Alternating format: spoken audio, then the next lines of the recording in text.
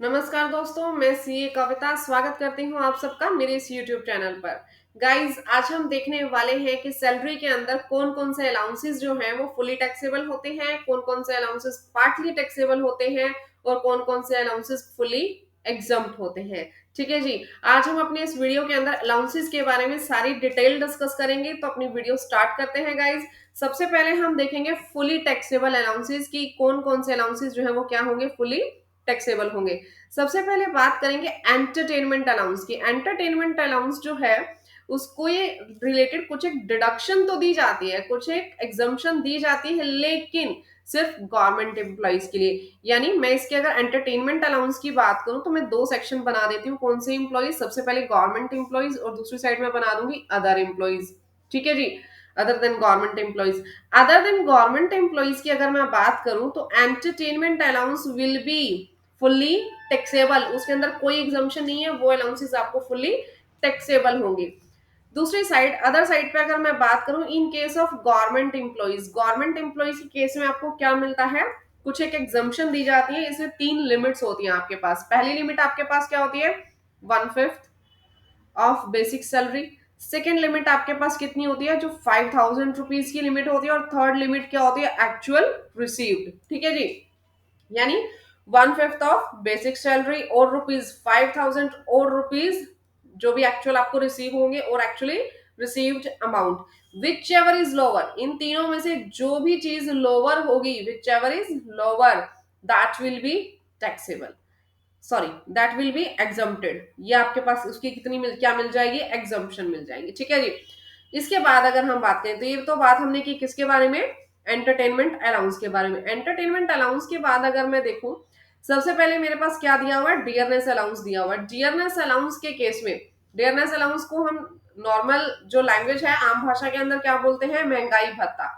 Dearness allowance हर एक cases के अंदर आपके पास क्या होंगे? फुली टैक्सेबल होंगे। इसके ऊपर टोटली टैक्स लगेगा, यानी कोई भी एग्जाम्पशन नहीं है in case of dearness allowance. Next अगर हम बात करें ओवर टाइम से रिलेटेड, आपको जो भी अलाउंस मिलेगा that will be fully taxable. Fixed medical allowance जो होते हैं, आप कंफ्यूज मत होइएगा, medical allowance is a separate thing और मेडिकल परक्विजिट जो आपको मिलती है, रिम्बर्समेंट्स जो आपको मिलती हैं, वो सेपरेट थिंग है। जितने भी मेडिकल अलाउंसेस आपको दिए जाएंगे that will be fully taxable, उसके ऊपर टैक्स लगेगा, कोई भी एग्जाम्पशन नहीं मिलेगी। नेक्स्ट अगर हम बात करें किसकी? सिटी कंपनसेटरी अलाउंस की। सबसे पहले मैं आपको ये बता दूं, सिटी कंपनसेटरी अलाउंस है क्या? सिटी कंपनसेटरी अलाउंस मतलब आप अपने होम टाउन को छोड़ के कहीं और जॉब करने गए तो इस चीज का जो कंपनसेशन है, एक तरीके से आपको कंपनसेट किया जा रहा है सिटी कंपनसेटरी अलाउंस देके। ठीक है जी। तो ये जो सिटी कंपनसेटरी अलाउंस है that will be fully taxable. Next one आपको दिया जा रहा है इंटरिम अलाउंस। इंटरिम अलाउंस क्या है आपके पास? फाइनल अलाउंस नहीं दिया जा रहा, लेकिन उसकी भरपाई के लिए फिलहाल आपको एक इंटरिम अलाउंस दिया जा रहा है। ये इंटरिम अलाउंस भी आपके पास क्या होगा? कंप्लीटली टैक्सेबल हो जाएगा। नेक्स्ट वन सर्वेंट अलाउंस अगर आपको दिया जा रहा है, ये आपके पास कंप्लीटली टैक्सेबल होगा, कोई इसके ऊपर एग्जाम्पशन, कोई डिडक्शन नहीं मिलेगी, कोई छूट नहीं है इसके ऊपर। प्रोजेक्ट अलाउंस आपके पास कंप्लीटली टैक्सेबल होगा। टिफिन, लंच और डिनर अलाउंस, यानी आपको खाने पीने से रिलेटेड कोई लंच अलाउंस दिया गया, कोई टिफिन अलाउंस दिया गया, और you can say dinner allowance दिया गया, that will be fully taxable. Now any other cash allowances, कोई भी अदर कैश अलाउंसेस अगर आपको दिए जा रहे हैं, ये भी आपके पास क्या होंगे? टैक्सेबल होंगे। वार्डन अलाउंस अगर आपको दिया जा रहा है, ये भी टैक्सेबल होगा। नॉन प्रैक्टिसिंग अलाउंस, अब नॉन प्रैक्टिसिंग अलाउंस क्या है? आपको किसी ने कह दिया कि आप पर्टिकुलर सर्विस या पर्टिकुलर प्रैक्टिस एक इस एरिया में नहीं देंगे या किसी भी एरिया में नहीं देंगे, इससे रिलेटेड आपको जो अलाउंस दिए जा रहे हैं, यानी काम ना करने के लिए एक तरीके से अलाउंसेस दिए जा रहे हैं, ये भी आपके पास क्या होंगे? कंप्लीटली टैक्सेबल होंगे। और इसके ऊपर कोई भी आपको ना एग्जाम्पशन मिलेगी ना डिडक्शन मिलेगी। नेक्स्ट अगर हम बात करें ट्रांसपोर्ट अलाउंस। ट्रांसपोर्ट अलाउंस क्या है? ट्रांसपोर्ट अलाउंस का मैं सबसे पहले आपको बता दूं, ये ट्रांसपोर्ट अलाउंस कौन से अलाउंसेस की बात कर रहा है? जैसे घर से ऑफिस, ऑफिस से घर जाने से रिलेटेड जो अलाउंसेस होते हैं। ठीक है जी। ये कौन से अलाउंसेस हैं? आप ऑफिस से घर गए, घर से ऑफिस गए, यानी अपने प्लेस ऑफ रेजिडेंस से प्लेस ऑफ ड्यूटी पे जाने के जो अलाउंसेस हैं उसे हम क्या कहते हैं? ट्रांसपोर्ट अलाउंस कहते हैं। लेकिन यहाँ पे एक जो खास बात दे रखी है ना, वो खास बात पढ़िए क्या दे रखी है। एम्प्लॉइज अदर देन यहाँ वर्ड क्या यूज किया, other than blind, deaf and डम, ऑर्थोपेडिकली हैंडीकैप्ड एम्प्लॉइज। यानी ये क्या कह रहा है, इसमें ये कहा जा रहा है कि कोई ब्लाइंड है, यानी कोई अंधा है, गूंगा है, बहरा है, या कोई हैंडीकैप्ड एम्प्लॉय है, तो उस केस को छोड़ करके बाकी सभी के लिए ट्रांसपोर्ट अलाउंस क्या है, टैक्सेबल है। अब आप कहेंगे इन एम्प्लॉइज को क्यों छोड़ा गया, इन एम्प्लॉइज को इसलिए छोड़ा गया क्योंकि इन्हें 3200 पर मंथ, इन्हें कितना, 3200 पर मंथ की एग्जाम्पशन मिलती है। यानी अगर इन्हें 4000 रुपए महीना ट्रांसपोर्टेशन अलाउंस मिले, तो उसमें से सिर्फ 800 रुपए पर मंथ आपकी जो है वो टैक्सेबल होगी। Other than that 3200 will be exempt, उसके ऊपर आपको कोई भी टैक्स नहीं देना, इसकी आपको छूट मिल जाएगी। ठीक है जी, तो ये तो हमारे पास थे फुली टैक्सेबल अलाउंस। इसके बाद आ जाते हैं हम फुली एग्जाम्प्ट पे। अब आप कहेंगे मैम फुली एग्जाम्प्ट पे क्यों जा रहे हो मैं फुली एग्जाम्प्ट पे इसलिए जा रही हूँ ताकि आपको पार्टली एग्जाम्प्ट लास्ट में करवा पाऊँ, उनकी लिमिट्स बता पाऊँ। ठीक है जी, ये तो फुली एग्जाम्प्ट है, इसमें कोई भी ऐसी लिमिट्स नहीं है। सबसे पहले हम बात करें अलाउंसेस टू हाई कोर्ट जजेस, हाई कोर्ट के जजेस को कोई अलाउंसेस मिले, वो हमारे पास फुली एग्जाम्प्ट होंगे, उसके ऊपर आपने टैक्स नहीं लगाना। Next one, allowances paid by paid किसने किए हो यूनाइटेड नेशंस ऑर्गेनाइजेशन ने पेड किए हो, तो ये सब अलाउंसेस क्या हो जाएंगे, फुल्ली एग्जाम्प्ट हो जाएंगे, कोई भी टैक्स नहीं लगने वाला इन पे। Next, compensatory allowance received by जज, कोई भी कंपनसेटरी अलाउंस किसको रिसीव हुए हैं, जज को रिसीव हुए। Sumptuary allowance granted to high court और सुप्रीम कोर्ट जजेस, इनको अलाउंसेस दिए गए sumptuary allowance. Next one, allowances granted to government employees outside India, allowances दिए गए गवर्नमेंट एम्प्लॉइज को आउटसाइड इंडिया, इंडिया के बाहर दिए गए, ये क्या हो जाएंगे हमारे पास, फुल्ली एग्जाम्प्ट हो जाएंगे, कोई भी इनके ऊपर टैक्स नहीं लगेगा।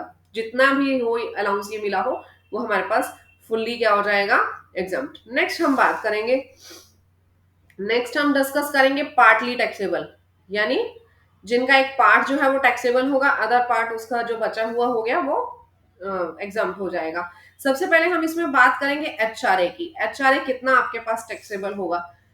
जब हम एचआरए की बात करेंगे, सबसे पहले हम किसको देख लेते हैं, मेट्रो सिटीज को देख लेते हैं, फिर हम किसे देखेंगे, अदर सिटीज को देखेंगे। जब हम बात कर रहे हैं मेट्रो सिटीज की, तो मेट्रो सिटीज के अंदर क्या होगा, सबसे पहली लिमिट क्या आएगी, एचआरए एक्चुअली रिसीव्ड, जितना एक्चुअल में आपको एचआरए मिला वो ले लीजिए।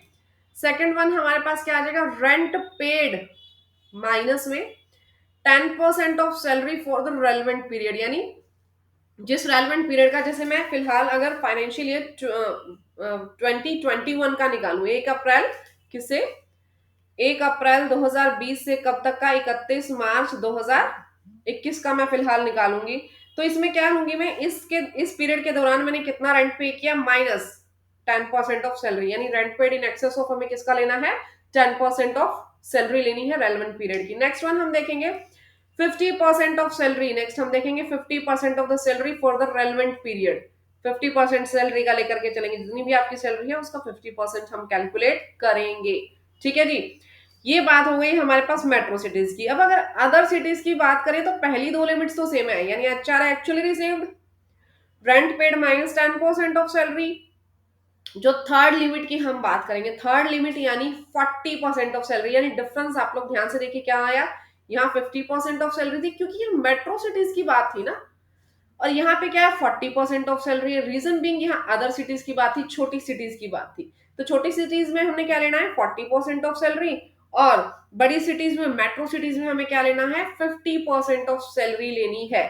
ठीक है जी, अब बात करें अगर कि इसमें सैलरी, इसका मीनिंग क्या होगा, सैलरी का मीनिंग इसके अंदर हमारे पास क्या होगा, एक तो हमें इसमें बेसिक सैलरी लेनी है, प्लस डियरनेस अलाउंस लेना है। ठीक है जी, और डियरनेस अलाउंस भी कौन सा लेना है, ध्यान से मेरी बात सुनिए, as per terms of employment जो दिया गया है, यानी कंप्लीट डियरनेस अलाउंस नहीं लेना, जो dearness allowance just as per terms of employment होगा वही लेंगे, अदर नहीं लेंगे।